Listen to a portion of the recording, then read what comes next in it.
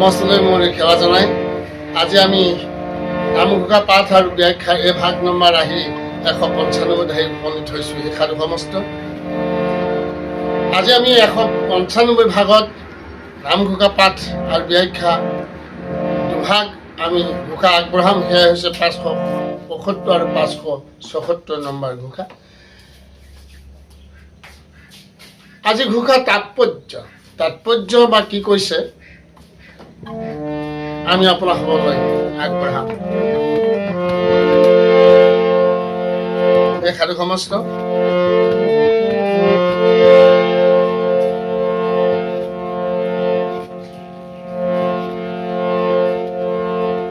ভিডিঅ'টো সম্পূৰ্ণকৈ চাব, চোৱাৰ অন্তত লাইক কমেণ্ট কৰি আমাক জনাব।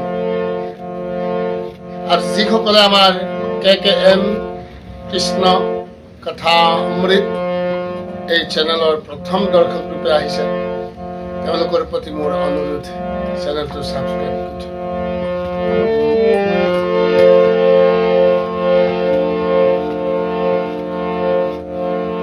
তেন্তে আমি আগবাঢ়ো আজিৰ খণ্ড। বৈকুণ্ঠৰ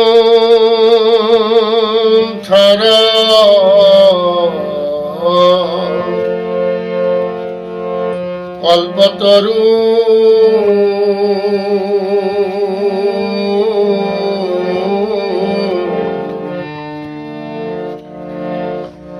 ভাগৱত শাস্ত্ৰ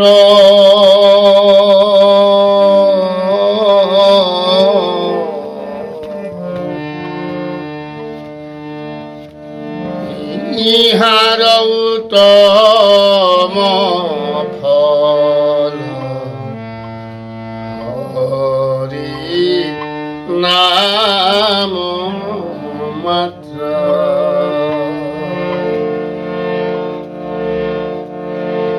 ৰাম ইহাৰ উত্তম ফল হৰি নাম মাত্ৰ।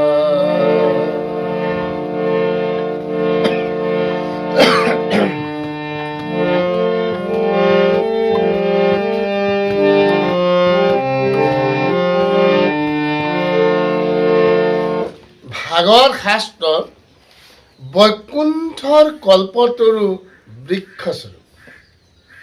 এই কল্পতৰু বৃক্ষ স্বৰূপ ভাগৱত শাস্ত্ৰৰ উত্তম ফল কেৱল মাত্ৰ হৰিনাম।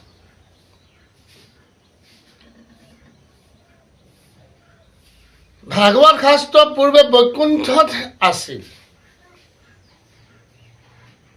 সৃষ্টি অৰ্ধকল্প যোৱাত পদ্মকল্পত শ্ৰী নাৰায়ণে কৃপা কৰি ব্ৰহ্মাক দিলে। ব্ৰহ্মদেৱে মহামুনি নাৰদক দিলে আৰু নাৰদে মহামুনি ব্যাসদেৱক দিলে। কৃষ্ণ দ্বৈপায়ন বেদব্যাসে মহাগুৰু শুকদেৱক প্ৰদান কৰিলে। শুকদেৱৰ পৰাই ভাগৱত শাস্ত্ৰ পৃথিৱীত প্ৰকাশ হ'ল। সকলো নিগমবাদী শাস্ত্ৰৰ সাৰ বেদান্ত শাস্ত্ৰ। বেদান্তৰ নিৰ্গুণ ব্ৰহ্মতত্বৰ সন্ধান দিবলৈ কৰা ৰসযুক্ত পুৰাণ শাস্ত্ৰসমূহৰ সাৰ সংগ্ৰহী হ'ল ভাগৱত শাস্ত্ৰ। এই ভাগৱত শাস্ত্ৰ বেদান্তৰ ভাষ্য।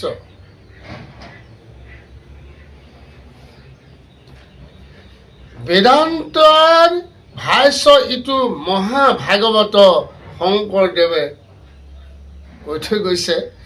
এই ভাগৱত শাস্ত্ৰত সৃষ্টিৰ আদি তত্ত্বৰ পৰা আৰম্ভ কৰি ঈশ্বৰৰ অংশ কলা অৱতাৰ সমূহৰ বৰ্ণনা আছে। পূৰ্ণ ব্ৰহ্ম পৰম ঈশ্বৰ কৃষ্ণদেৱৰ দিব্য জন্ম কৰ্ম লীলাসমূহৰ বৰ্ণনাৰে ভাগৱত গ্ৰন্থসমূহ হৈছে।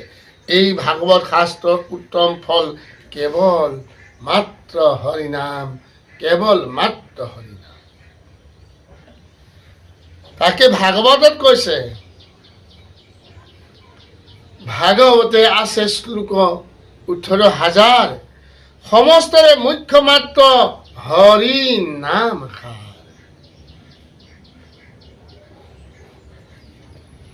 সাধু সমস্ত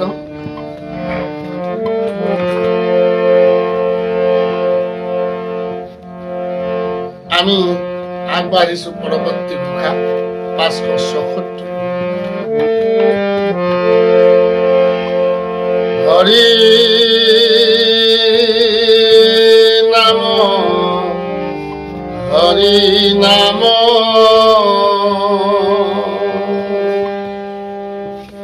হৰি নাম গতি,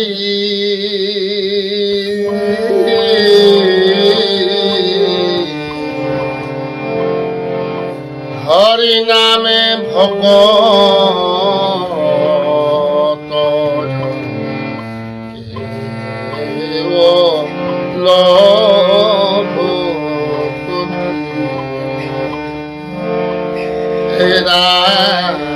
হৰি নামে ভকত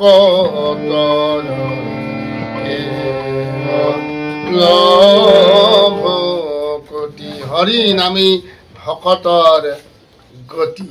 এই হৰি নামে ভকতৰ কেৱল ভকতি।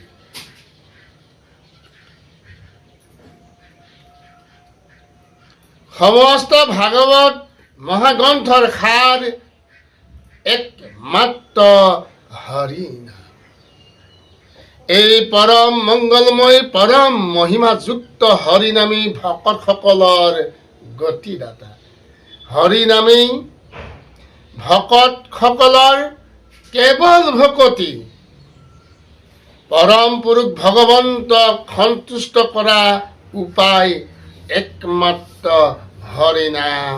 এই হৰি নামৰ বাহিৰে আন উপায় অৱলম্বন কৰাটো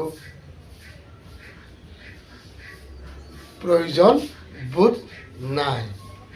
নিজৰ নাম গুণ যশপ্ৰিয় ভগৱন্তই নিজৰ নামতেই তুষ্ট হৈ ভকতসকলক কাল মায়াৰ প্ৰভাৱৰ পৰা মুক্ত কৰি পৰম গতি দান কৰে। এই হৰি নামত কোনো দেশ কাল পাত্ৰৰ কঠোৰ নিয়ম সংযমৰ বিচাৰ নাই।